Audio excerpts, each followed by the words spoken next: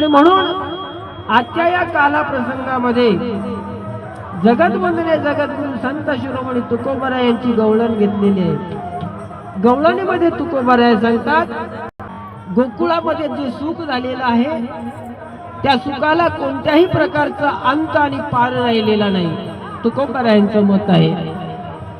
का त्या गोकुळामधच्या सुखाला अंत आणि पार राहिलेला नाही, तर त्यामागचं कारण पुढे जाऊन तुकोबाराय सांगतात।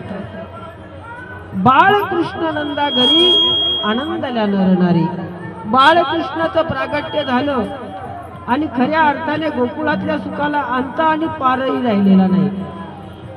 मग भगवान श्रीकृष्णाच्या प्रागट्याचं प्रागट्यीकरण म्हणून गोकुळातल्या लोकांनी काय केलं, आनंद उत्सव साजरा केला आणि त्याचं प्रतीक म्हणून गुढी उभारली। गुढिया तोरणे करती कथा गाती गाणे, गाणे गायला लागले, तोरणं उभी केली, गुढी उभी केली। आणि तुकाराम महाराज पुढे जाऊन सांगतात, काय सांगतात, तुका म्हणे छंदे आणि मन मोहिले गोविंदे।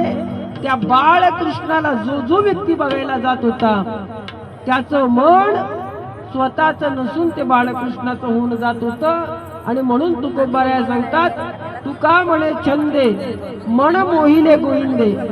मोहन, मोहन या शब्दाचा अर्थ असा होतो की जो मनाचं संमोहन करतो त्याला म्हणतात मोहन। हरी या शब्दाचा अर्थ असा होतो की जो कर्म हिरावून घेतो त्याला म्हणतात हरी, बरोबर की नाही। आणि जो पापाचं हरण करतो त्याला म्हणतात हरी।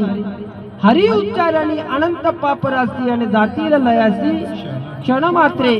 दुसरा हरी या शब्दाचा अर्थ असा आहे की जो चित्ताचं हरण करतो, हरीने माझ्या हरीले चित्त आणि भार वित्त विसरले, जो चित्ताचं हरण करतो त्याला म्हणतात हरी।